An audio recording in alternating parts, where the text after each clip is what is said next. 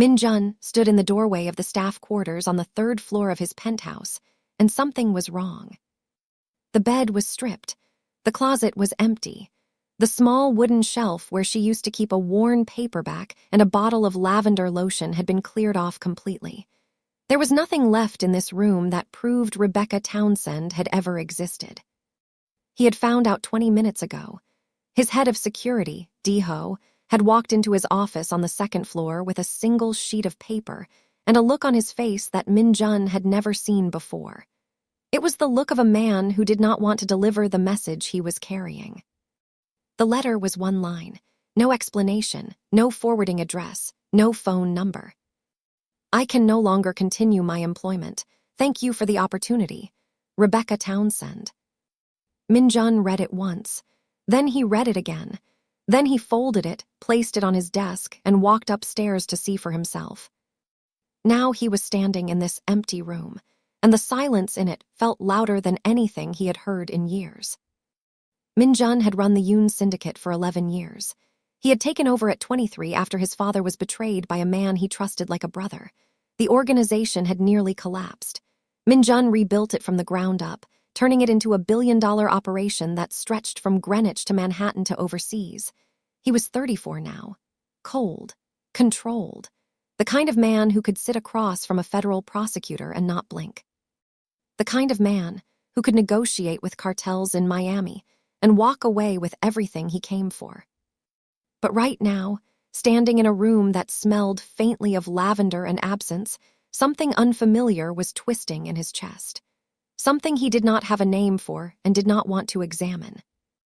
Rebecca had worked for him for 2 years. She was his personal housekeeper, responsible for the penthouse, his meals, his laundry, his schedule of domestic things.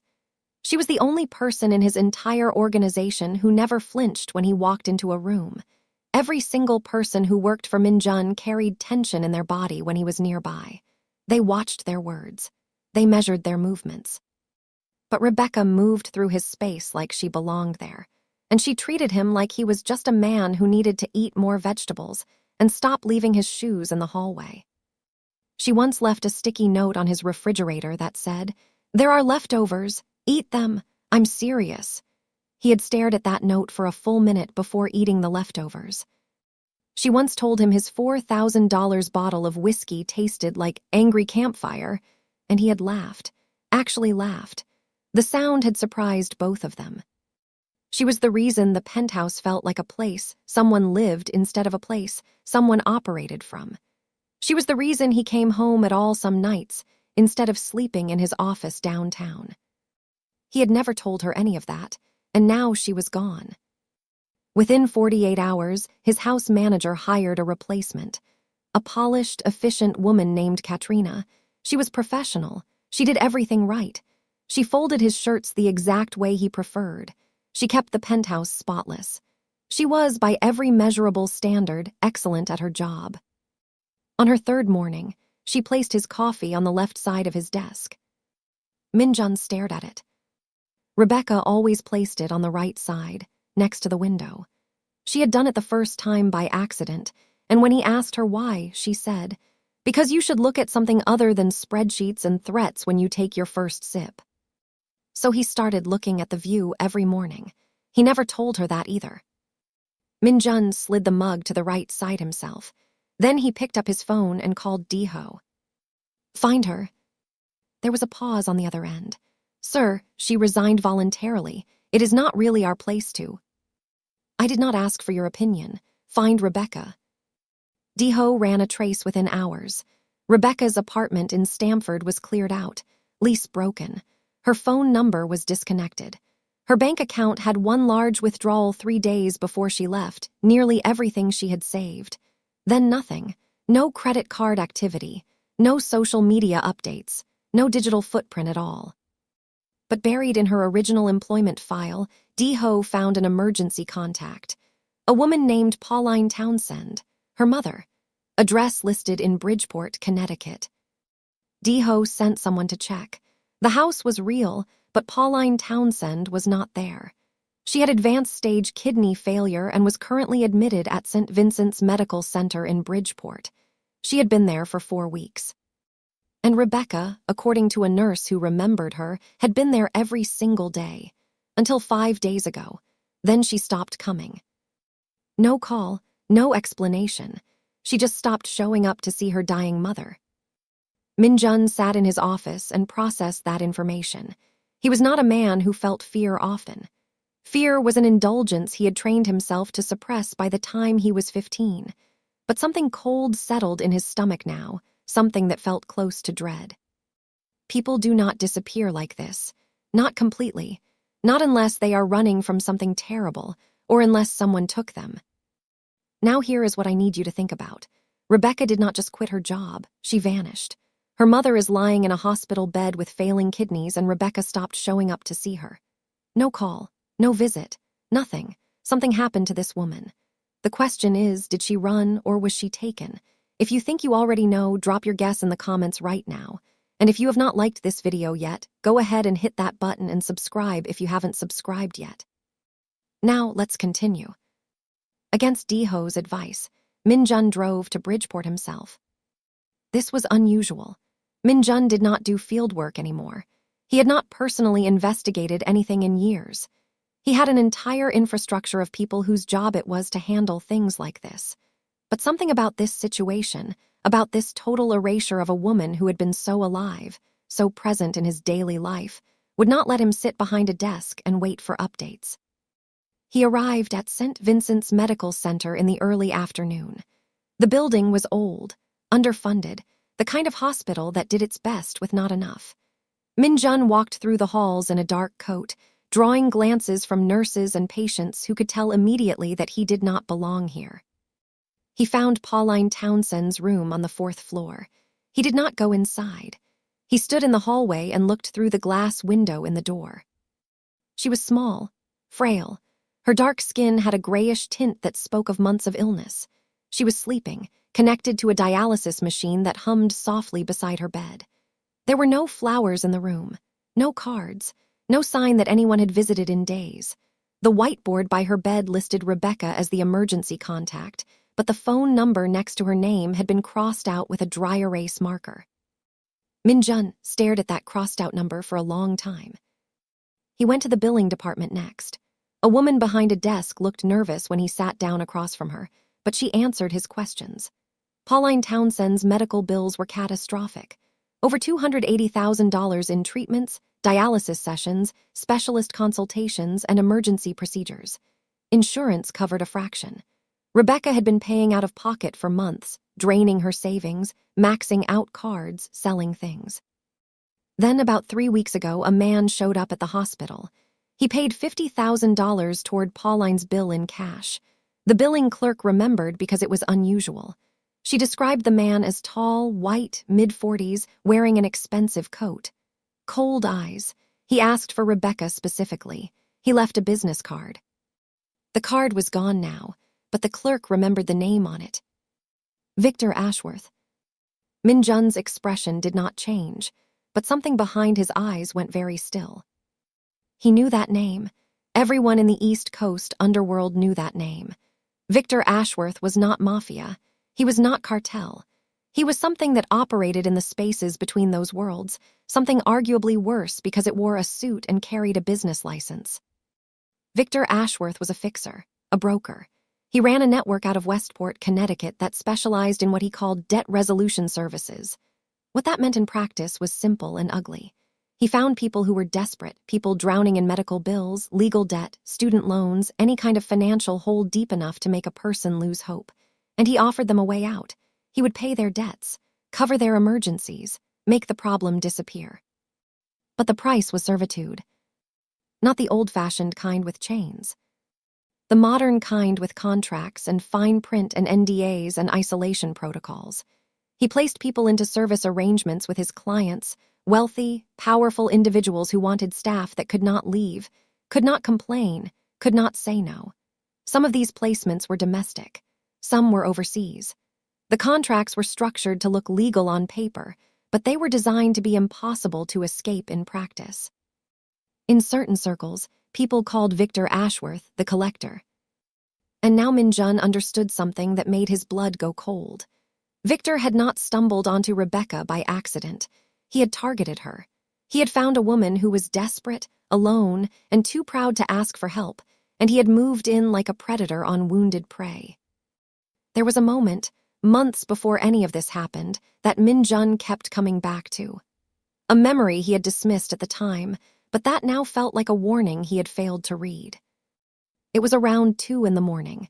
He had come downstairs for water and found Rebecca sitting at the kitchen counter with her head in her hands. When she heard him, she straightened up fast.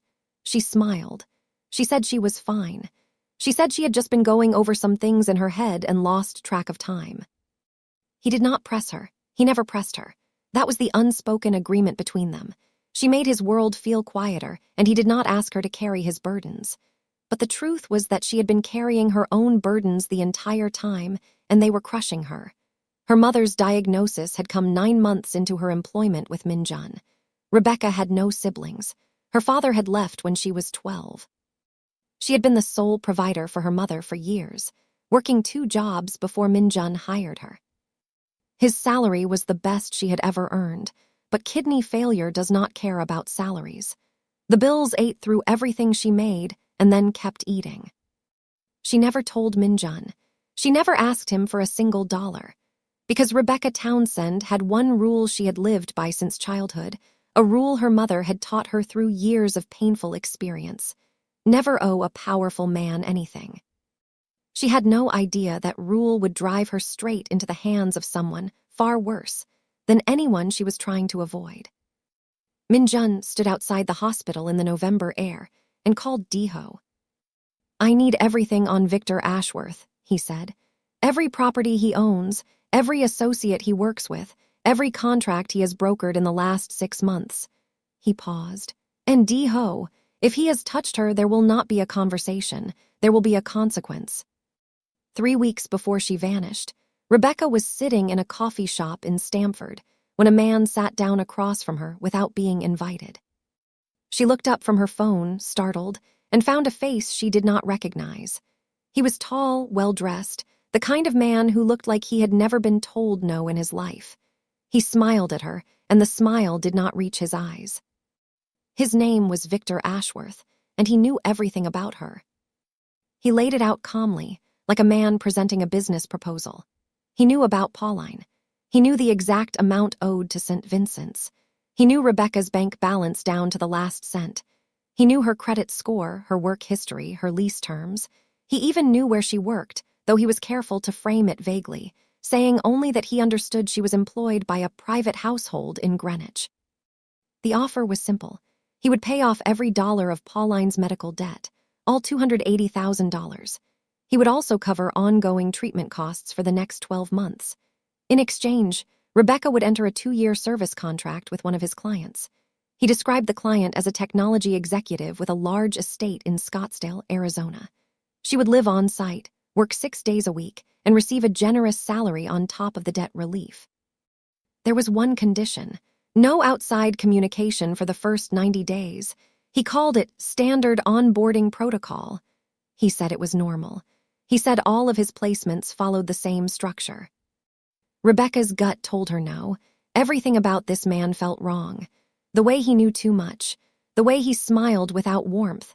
The way the offer was too clean, too perfect, like a trap dressed up as a gift.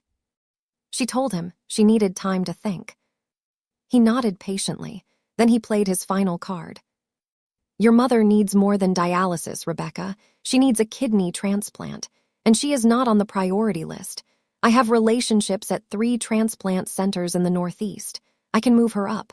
Without a transplant, what did her doctor say? 8 months, maybe 10. Rebecca stared at him. Her hands were trembling under the table. She thought about her mother in that hospital bed, the grayish tint of her skin, the sound of the dialysis machine, the crossed-out phone number on the whiteboard. She signed the contract that night. She wrote her resignation letter to Min-jun the next morning. 1 line, no explanation. Because if she wrote more than 1 line, she would say too much. And if she said too much, she might break. And if she broke, she might go to him and ask for help. And that was the one thing she could not do. Not because he would say no, but because she was terrified that he would say yes, and then she would owe him, and owing Min-jun felt more dangerous than owing a stranger. So she left, quietly, completely. She erased herself from his life the way you pull a thread from fabric, hopping the whole thing does not unravel. When Rebecca arrived at the address in Scottsdale, there was no technology executive. The property was real, a sprawling compound on 40 acres east of the McDowell Mountains, surrounded by desert and silence. But it was not an estate. It was a holding facility. There were 6 other women there, all recruited the same way, all drowning in debt when Victor found them, all promised relief, all cut off from the outside world. The man who ran the compound was named Ellis Prout. He was Victor's operations manager, a thin man in wire-rimmed glasses who spoke softly and never raised his voice, which somehow made everything he said more frightening. He took Rebecca's phone on the first day. He took her ID on the second. By the third day, she understood exactly what she had walked into. This was not a job. This was captivity with clean sheets and good lighting. The women were being prepared, documented, evaluated, photographed, groomed. They were being packaged for Victor's real clients, wealthy and dangerous men overseas who paid 7-figure sums for compliant, untraceable workers. Some of the women had been in the compound for months. One had been there for almost a year. Rebecca did not cry that first night. She sat on her thin cot in the room she shared with a woman named Joel and stared at the ceiling. She thought about her mother. She thought about the contract she had signed. She thought about how stupid she had been, how her pride and her fear had led her to trade one kind of powerlessness for something infinitely worse. And she thought about Min-jun. She thought about the morning he found her crying in the kitchen and did not say a single word. He just sat on the stool next to her and stayed. He stayed until she stopped. He never mentioned it again. He never used it against her. That silence, that steady presence, was the kindest thing anyone had done for her in years. She had walked away from the only person who had ever made her feel safe, and she had walked directly into a cage. On her 4th night, Rebecca found a cracked window in the laundry room that faced the open desert. She stood there for a long time, feeling the cold air against her face. She memorized the guard rotation. She started hiding bread rolls from meals inside her pillowcase. She did not know if anyone was looking for her. She did not know if Min-jun had even noticed she was gone. But Rebecca Townsend had been surviving her entire life, and she was not going to stop now. She was not going to be sold. She was going to run. Back in Connecticut, Min-jun was taking Victor Ashworth's world apart. Quietly, systematically, the way he dismantled anything that stood between him and what he wanted. D-Ho's team pulled financial records, traced shell companies, cross-referenced property deeds across multiple states. Victor's network was layered and complex, built to resist exactly this kind of scrutiny. But Min-jun had resources that most people did not, and he had motivation that went beyond business. He brought in his best asset, a woman named Soo-yeon. She was Korean-American, 31 years old, and she had spent 6 years at the NSA before Min-jun recruited her with an offer that tripled her government salary. She was his intelligence specialist.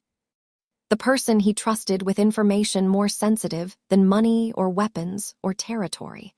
Soo-yeon was the kind of person who could find a needle in a haystack and then tell you who put it there. She cracked Ashworth's encrypted communications within 72 hours. Buried in a chain of messages between Victor and Ellis Prout was a single reference that stopped Min-jun's breath. New intake, Scottsdale facility, Townsend, our evaluation in progress. Min-jun read those words on Soo-yeon's screen, and his face did something that D-Ho had never seen before. It emptied. Every trace of calculation, every layer of control just fell away. What was left underneath was raw, and it was terrifying. He now knew exactly where Rebecca was.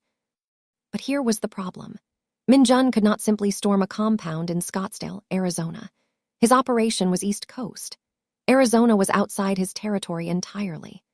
Moving a team across the country meant exposure, to rivals who would see weakness in his absence, to law enforcement agencies that monitored his movements, to the FBI task force that had been watching the Yoon syndicate for years, and waiting for exactly the kind of mistake that a cross-country operation could produce. Deho laid it out clearly. The smart play was a small extraction team, 3 or 4 experienced men, quiet, surgical, in and out without drawing attention. Min-jun said no. Deho started to argue, but Min-jun cut him off. She did not leave because she wanted to, Min-jun said. She left because she believed she had no one to ask for help. I am not going to send strangers to bring her back. He was going himself. On the private jet to Scottsdale, Min-jun sat alone in the cabin while Deho and 2 of his best operatives, Yi-won and T-sik, reviewed the tactical details in the back. Soo-yeon was staying in Connecticut to run remote tech support, but she was on comms the entire flight. Min-jun stared out the window at the darkness below. Somewhere over Kentucky, the clouds broke, and he could see scattered lights from small towns spread across the landscape like embers. He was not a man who examined his own emotions. He had been trained out of that capacity young. His father had beaten softness out of him by the time he was 15. Emotion was weakness. Attachment was liability. Love was a tool that other people used against you. He had lived by that code for 20 years, and it had made him powerful beyond anything his father had imagined. But Rebecca had broken something in him that he could not fix with discipline or distance. She had broken his ability to pretend that the silence in his penthouse did not feel like grief. She had broken the wall that kept him from caring whether he came home at night. She had, without trying, without knowing, made him want to be something other than what he was. He looked at the lights below and admitted something to himself that he had never said out loud. He needed her, not as a maid, not as an employee. He needed her. While Min-jun was flying west, Rebecca was making her move. It was 3 a.m. on her 7th night in the compound. She had studied the guard rotation for 3 days. There was a 4-minute gap between the north side patrol and the east perimeter check. 4 minutes to get through the laundry room window, cross the gravel yard, and reach the outer wall. The desert at night was freezing. She had not expected that. She was wearing the thin cotton uniform they gave all the women and a pair of canvas shoes that were already falling apart. The cold hit her like a wall the moment she dropped from the window onto the hard ground. She moved east toward what she believed was the main road about 2 miles away. The desert floor was rough, dotted with scrub brush and loose rock. She tripped twice, cut her hand on something sharp. She kept running. She made it 1.5 miles before headlights swept across the sand behind her. Ellis Pruitt's men caught her in a shallow ravine. 2 of them. They did not hurt her. They did not need to. They simply stood on either side of her and waited for the vehicle to pull up. Ellis got out. He looked at her with an expression that was almost disappointed, like a teacher dealing with a student who had failed to meet expectations. They brought her back to the compound and put her in an isolation room. It was a converted storage space at the end of the east wing. Concrete walls, a single overhead fluorescent light that buzzed constantly. No bed, no window, a locked steel door. Ellis stood on the other side of that door and spoke to her through it. The next time you run, I make 1 phone call. I call the hospital and cancel every payment we have made toward your mother's treatment. Everything we covered gets reversed. And your mother dies waiting on a transplant list she will never climb. Do you understand me, Rebecca? Rebecca sat on the cold concrete floor and said nothing. She pressed her back against the wall and stared at the door and said absolutely nothing. But something shifted inside her. Fear, which had been her constant companion for weeks now, cracked down the middle, and what came through the fracture was not panic or despair. It was rage, hot, clean, and focused. She was going to survive this. She did not know how yet, but she was going to survive. Min-jun landed at Scottsdale Airport and set up at a private residence in Paradise Valley, one of the wealthiest neighborhoods in the entire state. The house belonged to a Korean-American business associate who owed Min-jun a significant favor from a deal 3 years ago. No questions were asked. Keys were handed over within the hour. Soo-yeon had already mapped the compound from satellite imagery and local surveillance data. It sat on 40 acres of flat desert, a converted ranch property surrounded by low hills and dry brush. 8-foot walls around the main structures, security cameras at regular intervals, 4 guards on rotation at all times, plus Ellis Prout and 2 administrative staff inside. At any given time, 5 to 8 women were being held on the property. Minjun's team was small. Diho, Yiwon, Taesik, and Suyeon on remote comms. They planned for a nighttime entry after 48 hours of surveillance to confirm patterns and identify blind spots. But during those 48 hours, something happened that changed everything. Victor Ashworth flew into Scottsdale. Suyeon intercepted the communication. A buyer was arriving in 3 days, a man from Dubai who had been in contact with Victor's network for months. He had reviewed portfolios. He had selected 2 women. One of them was Rebecca. The timeline collapsed. Minjun could not wait 48 hours. He could not afford to be careful or surgical or strategic. In 72 hours, Rebecca would be handed over to a man who would take her out of the country, and she would disappear in a way that even Minjun's resources could not reverse. He looked at Diho across the kitchen counter of the Paradise Valley house and said, "We go tonight." While Minjun was reorganizing his entire plan, Rebecca was sitting in the isolation room on her second day without a bed. She was given water twice a day, a sandwich once. The fluorescent light stayed on 24 hours a day, humming and buzzing, making sleep almost impossible. Her body was exhausted, but her mind refused to shut down. It kept cycling through images and memories like a projector stuck on repeat. She thought about her mother. Saturday mornings in Bridgeport when Pauline would sing while she cooked, her voice filling up their tiny kitchen like something warm and golden. The way she braided Rebecca's hair before church, her fingers gentle and sure. The time she worked 3 shifts in a single day, back to back to back, just so Rebecca could go on a school field trip to Washington. D.C. Rebecca had come home from that trip with a plastic replica of the Washington Monument, and a feeling she could not name at the time, but later understood, was the realization that her mother would burn herself to ash to keep her daughter warm. And now her mother was in a hospital bed, and Rebecca could not get to her. The thought was a knife that turned slowly. She thought about Minjun. She thought about the morning she was crying in the kitchen and he appeared in the doorway, and she braced herself for the question. Everyone always asked the question, "What is wrong? Why are you crying? Are you okay?" But Minjun did not ask the question. He walked to the stool beside her and sat down and said nothing. He stayed there for almost 20 minutes.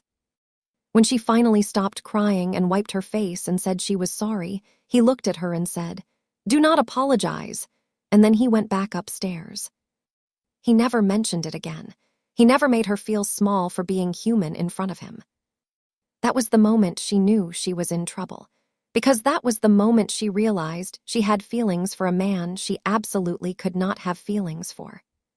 She pressed her palms flat against the cold floor of the isolation room and whispered to herself in the dark, even though the light was still on, "I am going to get out of here."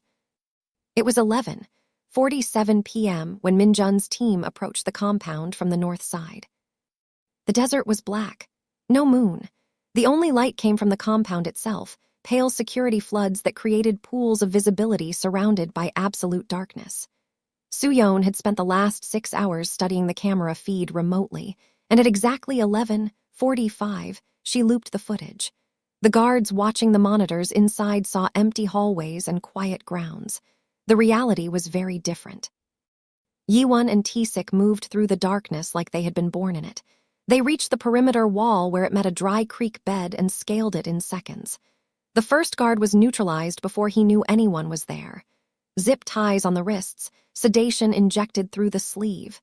No noise, no violence. The second guard went down the same way 2 minutes later.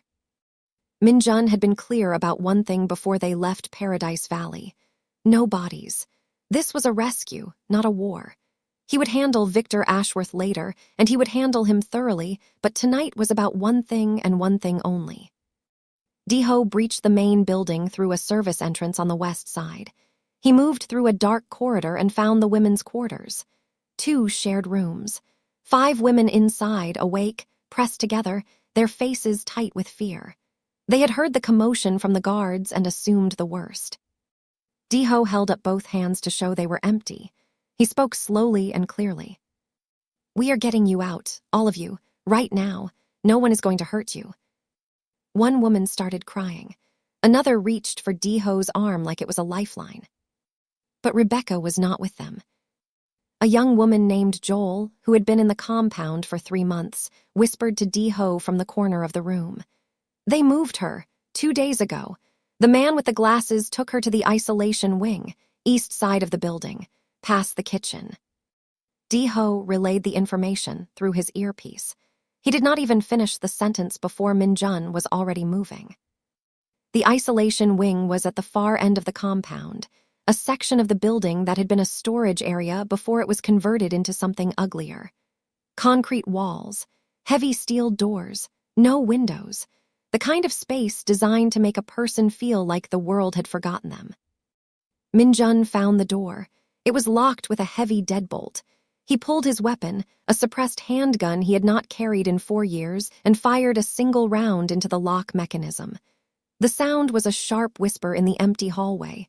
The lock shattered. The door swung open. Rebecca was sitting on the floor in the far corner of the room. She was thinner than he remembered. There were dark circles under her eyes so deep they looked like bruises. Her hands, resting on her knees, were trembling.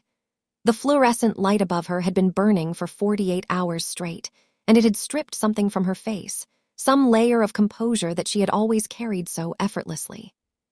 She looked up when the door opened, and for a moment she did not seem to recognize what she was seeing. She blinked. She focused. And then her entire body went still, the way a person's body goes still when reality suddenly stops making sense. Minjun was standing in the doorway, in Scottsdale, in a compound in the middle of the Arizona desert. He was standing there, and he was real. For 3 full seconds, neither of them moved or spoke. Then Rebecca said, in a voice that was hoarse and cracked from 2 days of silence, "You found me." Minjun crossed the room in 2 steps. He pulled his jacket off and wrapped it around her shoulders. His hands were shaking. Minjun's hands never shook. He had held weapons steady under fire. He had signed documents worth millions without a tremor. But his hands were shaking now, and he could not stop them. "I should have found you sooner," he said. Rebecca grabbed the front of his shirt with both hands and held on. It was not a hug. It was something more desperate than that. It was the grip of a person who had spent weeks wondering if she would ever touch something real again, something safe, something that was not a concrete wall or a locked door. She held on like she was anchoring herself to the first solid thing she had found since the world fell out from under her. He held her. He wrapped his arms around her and held her against his chest, and he did not say anything else. There was nothing else to say that his body was not already saying. On the way out of the building, they ran into Ellis Prout in the main corridor. He was holding a phone in one hand. He had been trying to call for backup. Minjun stepped in front of Rebecca. The look on his face was something that Ellis clearly recognized because the man stopped moving immediately. All the color drained from his skin. "You know who I am," Minjun said. Ellis swallowed. He did. Everyone in their world knew the Yoon name. "This was a legitimate business arrangement," Ellis said. His voice was shaking. "She signed a contract. Everything was documented. This is legal." "She signed under duress. You exploited a woman who was trying to save her dying mother, and then you locked her in a concrete room for 2 days to break her will before selling her to a buyer from Dubai." Minjun's voice was quiet, almost gentle. That was the most frightening part. "There is nothing legitimate about you." He took the phone from Ellis's hand, removed the battery, dropped both pieces on the floor. Then he turned to Deho, who had appeared behind them with the other women. "Restrain him. Collect every file, every hard drive, every document in this building. Then call the FBI tip line from a burner phone, anonymously. Let them clean up what is left." He turned back to Rebecca. "Can you walk?" She nodded. They walked out of the compound and into the desert night. The air was cold and clean and enormous. Above them, the sky was filled with more stars than Rebecca had seen in years. She stopped just outside the wall and stood there for a moment, breathing, just breathing. filling her lungs with air that did not taste like concrete and fluorescent light. Min-jun stood beside her and waited. He did not rush her. He did not tell her they needed to move. He just stood there in the cold desert darkness and let her breathe. Min-jun brought Rebecca and the other 5 women to the Paradise Valley house. A private doctor was waiting when they arrived. Rebecca was dehydrated, sleep-deprived, and had lost 11 pounds. The doctor put her on IV fluids, treated the cuts on her hands, and insisted on a minimum of 12 hours of uninterrupted rest. Rebecca argued. She wanted to call her mother. She wanted to know what was happening.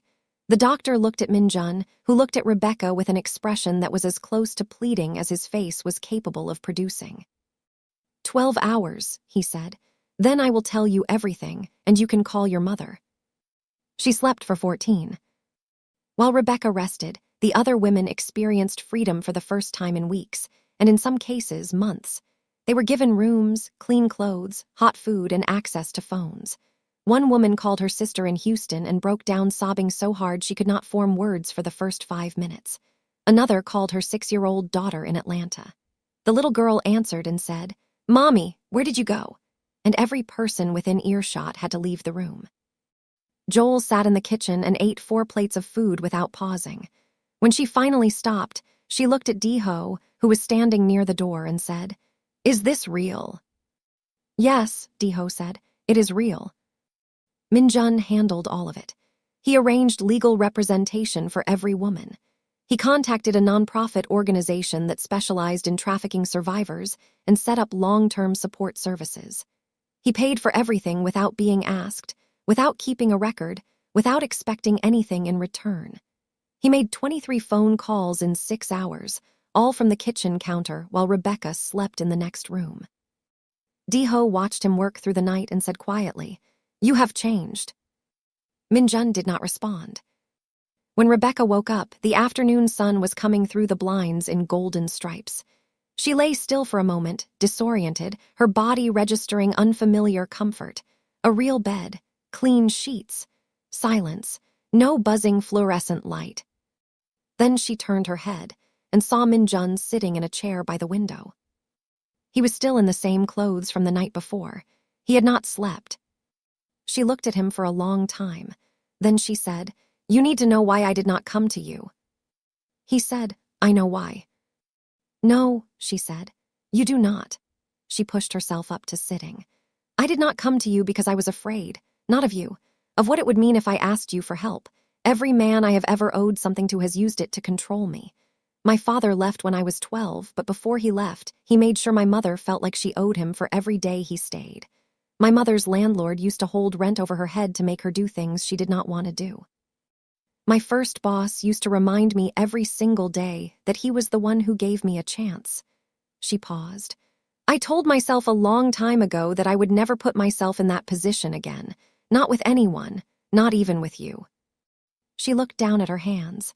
"Especially not with you, because you are the one it would hurt the most to lose." The room was quiet for a long time, the kind of quiet that has weight. Then Min-jun said, "You do not owe me anything, Rebecca. Not now, not ever. You never did." She looked at him, and something in her eyes shifted. Not trust exactly, not yet, but the beginning of something that could become trust if given enough time and enough proof. But the situation was far from over. Victor Ashworth had not been at the compound during the raid. He had received a backup alert from one of Ellis's secondary phones just before the FBI tip came in, and he had left Scottsdale immediately. He knew someone had hit his operation, and it did not take him long to figure out who. Victor was not a man who panicked. He was a man who calculated, and he had connections that extended far beyond the criminal underworld. He knew a U.S. senator personally. He had a working relationship with a deputy director at the DEA, and he had contacts inside the FBI's organized crime division. Victor made a single phone call to someone inside the bureau. He fed them information about the Yoon Syndicate, shipment routes, shell company structures, names and dates and account numbers. And he framed the Scottsdale compound raid not as a rescue, but as a hostile takeover of a rival trafficking operation. Within 24 hours, the FBI opened an active investigation into Minjun. The call came from Minjun's attorney in New York while they were still in Arizona. The attorney's voice was tight with urgency. "You need to come back east. Now, they are building a case against you. Someone inside gave them everything. This is not exploratory, Minjun. This is active." Minjun stood in the hallway of the Paradise Valley house, phone pressed to his ear. When he hung up, Rebecca was standing in the doorway of her room, watching his face. She had spent 2 years reading that face. She knew what his jaw did when he was angry. She knew what his eyes did when he was thinking. And right now, she could see something she had never seen before: concern. "What happened?" she asked. He looked at her. "The man who took you, he is fighting back." Minjun returned to Connecticut with Rebecca. He installed her in a secure residence in Cos Cob, a quiet, tree-lined neighborhood near the water. The house was modest by his standards, but beautiful by anyone else's. 3 bedrooms, a garden, a view of the Long Island Sound. He placed a 2-man security detail outside and had the house swept for surveillance devices before she set foot inside. Rebecca protested the security. She said she did not need babysitters. Minjun did not argue with her. He simply said, "Until Ashworth is dealt with, you are not safe, and neither is your mother." At the mention of her mother, Rebecca went completely still. "My mother, is she?" "She is alive," Minjun said. "Still at St. Vincent's. I have had someone watching her room since the day I found out where you were. No one has approached her. She is stable." He paused. "And I have already spoken with the transplant team at Yale New Haven Hospital. She is being transferred and evaluated for the transplant list. I am covering all costs." Rebecca stared at him. Her mouth opened slightly and then closed. She blinked several times. "Why?" she said. "Because it matters to you," Minjun said. "So it matters to me." She did not respond to that. She could not. Because if she opened her mouth again, she was going to cry, and she had already done enough crying in Arizona to last her a lifetime. The war with Victor Ashworth played out over the next 2 weeks like a chess match between 2 men who both understood power, but who wielded it in very different ways. Victor believed he held the advantage. The FBI was actively investigating Minjun. Victor had positioned himself not as a suspect, but as a cooperating witness, a concerned citizen who had stumbled upon evidence of Korean organized crime activity in Arizona. He had lawyers. He had political contacts. He had the confidence of a man who had spent decades building a system that protected him while destroying others. But Minjun had Soo-yeon. And Soo-yeon had spent the last week pulling apart Victor Ashworth's digital life, like someone unraveling a sweater thread by thread. She found everything. Encrypted messages between Victor and buyers in Dubai, Qatar, and London, negotiating prices for human beings like they were discussing real estate. Financial records showing payments for the placement of 14 women over a 3-year period. Photographs of forged documents, fake passports, fake employment contracts, fake identities. Internal communications between Victor and Ellis Prout discussing which women were ready for transfer and which needed more preparation. And then she found the crown jewel, a recorded phone call between Victor Ashworth and a sitting United States congressman from Connecticut discussing the logistics of moving women through private aviation channels to avoid TSA documentation requirements. The congressman's voice was clear. His name was mentioned twice. The call lasted 11 minutes. Minjun reviewed the evidence in his office in Greenwich. He sat behind his desk with the coffee mug on the right side, next to the window, and he read through every file, listened to every recording, and studied every document. Then he made a decision. He did not take the evidence to the FBI. He did not trust them, not with a compromised source feeding them false information about his organization, not with Victor's contacts embedded in the system. Instead, he did something more devastating than any criminal prosecution could accomplish. He gave the evidence to the press. Soo-yeon packaged everything into an encrypted file and transmitted it simultaneously to 3 journalists, one at the New York Times, one at ProPublica, and one at a major investigative podcast that had built a following of 12 million listeners on stories exactly like this. The transmission came from an untraceable server and included a single accompanying note. Victor Ashworth, Westport, CT, 14 women, all the proof you need. The story broke 48 hours later. Victor Ashworth's name was everywhere. Every network, every newspaper, every social media feed in the country. The congressman issued a panicked denial that convinced no one. His staff resigned within hours. The FBI, suddenly and publicly embarrassed by the revelation that they had been investigating the wrong person while a trafficking operation ran openly in their jurisdiction, pivoted hard. They dropped the investigation into Minjun quietly, without apology, and opened a federal case against Victor Ashworth with the kind of speed that only happens when an agency is trying to save face. Federal agents raided Victor's estate in Westport at 6 in the morning on a Thursday. News helicopters circled overhead. Camera crews lined the private road leading to the property. Victor Ashworth was walked out in handcuffs, wearing a bathrobe, squinting against the morning light and the flash of cameras.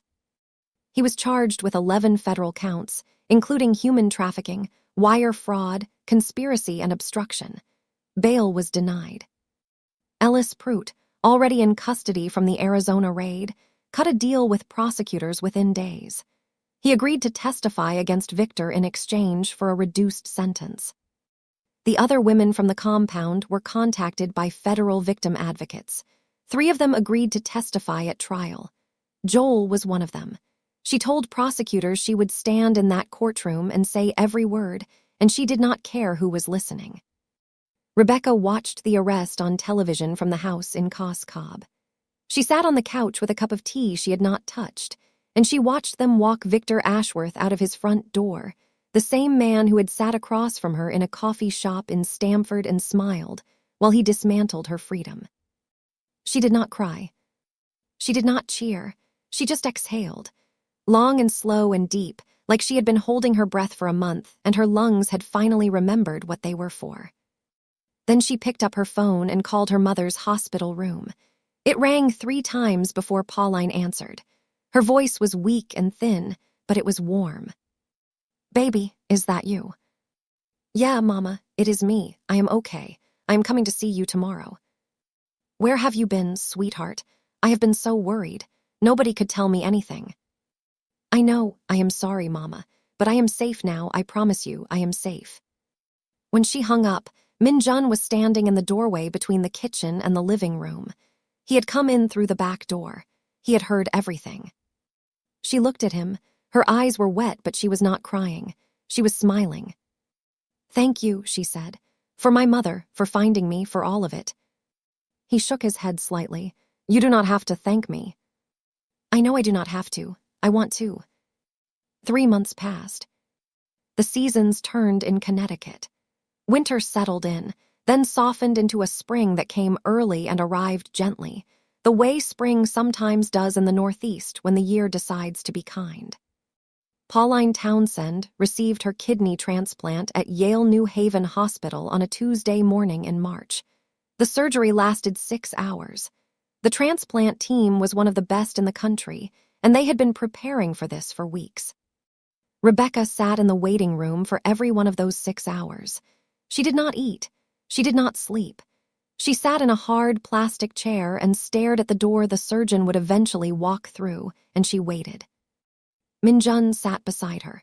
He had canceled 3 meetings that day, a call with his operations leadership in Seoul, and a dinner with a business partner whose net worth exceeded $200 million. He did not mention any of this to Rebecca. He simply showed up at the hospital at 6 a.m. and sat down next to her and stayed. At one point, around the 4-hour mark, Rebecca's knee started bouncing, a nervous habit she had carried since childhood. Minjun reached over and placed his hand on her knee, gently, not possessively, just enough to say, "I am here." She looked at his hand, then at his face, and then she placed her hand on top of his and left it there. When the surgeon came through the door at 2:17 p.m. and said that Pauline was stable, that the transplant had been successful, that she was in recovery and expected to make a full return to health, Rebecca broke down. Not the quiet, managed tears she had trained herself to produce over a lifetime of learning to keep her pain small and contained. This was the real thing. Full, open, shaking sobs that came from a place so deep inside her it did not have a name. Relief, grief, exhaustion, joy. Everything she had been carrying for months, for years, poured out of her in a hospital waiting room full of strangers. Min-jun pulled her into him.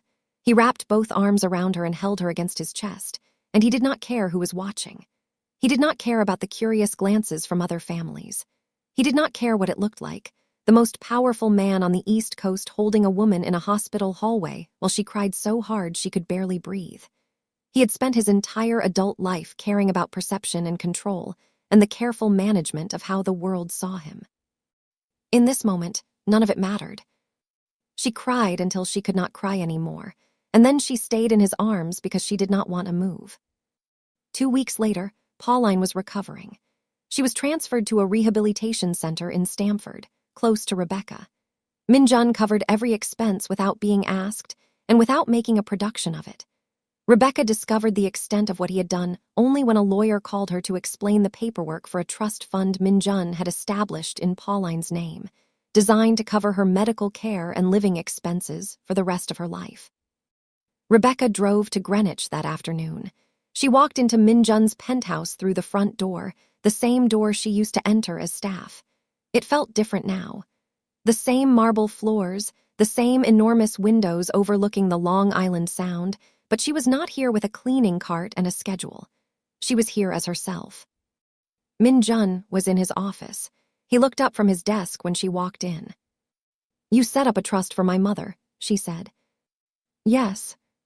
"Without telling me." "You would have argued." "You are absolutely right. I would have." She paused. "Because I have spent my entire life believing that when someone gives you something, they are eventually going to take something back. That is what I was taught. That is what I lived, every single time." She stepped closer to him. "But you flew across the country and walked into a compound in the desert and pulled me out of a concrete room. You saved 5 other women you had no obligation to save. You went to war with a man who could have destroyed you. And you never once, not one single time, made me feel like I owed you for any of it." Min-jun stood up from his desk. He came around to the front of it and stood a few feet from her, close enough to reach, not so close that she felt pressured. "You changed me, Rebecca," he said. "Before you, I was building something I did not care about. I was running an empire for people I did not trust, in a world that never asked me to be anything other than cold. You made me want to be more than that." "I did not do anything," she said. "I just made your coffee." The corner of his mouth moved, almost a smile. "You put it on the right side of the desk." "Because the view is better on that side." "I know. I never looked at the view until you told me to."